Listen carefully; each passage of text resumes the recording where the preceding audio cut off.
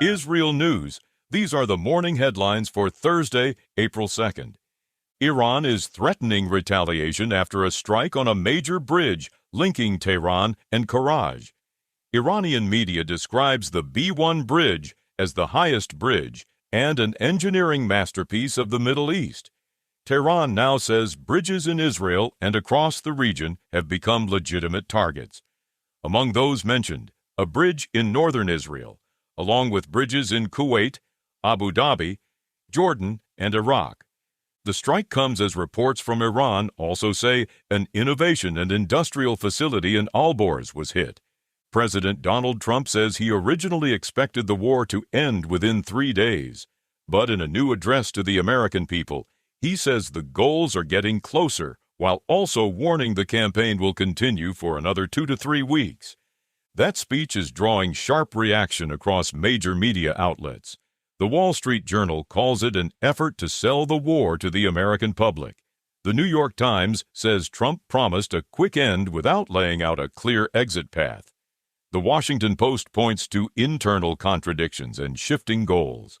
CNN says the president made his strongest case yet for the war, but failed to ease concerns about how it ends. The criticism comes as oil prices jump and stock markets fall. After Trump signaled the war would continue, the Dow dropped more than 600 points.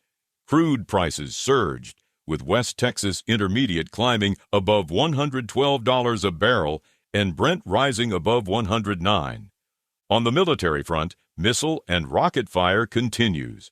Since the start of the holiday, about 100 launches were reported from Lebanon toward northern Israeli communities. Additional launches targeted the Krayat and Acre area after earlier fire during the holiday. Defense Minister Israel Katz is threatening Hezbollah leader Naim Qassem, saying he and his allies will pay a very heavy price for increased attacks during Passover. Katz says Hezbollah and its supporters will be cleared from southern Lebanon, with Israeli security control extending across the Litani area. The Israeli military says the ground campaign in Lebanon is deepening. In the last day alone, it says more than 40 Hezbollah operatives were killed and dozens of terror sites were hit, including command centers, weapons depots, launch sites, and anti-tank missile positions. Iran also confirms that the commander of the Fathin commando unit of the Revolutionary Guard's ground forces was killed in an airstrike, and the conflict is spreading wider across the Gulf.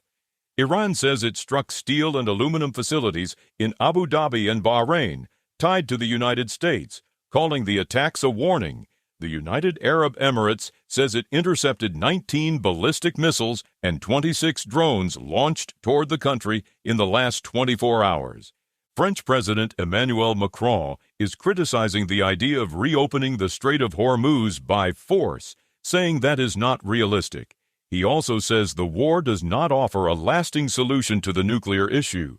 China is calling for an end to the war and warning of consequences for the global economy and energy security. And in the West Bank, Jewish rioters throw a firebomb at a Palestinian home in Samaria. No injuries were reported. Those are the latest headlines from IsReal News.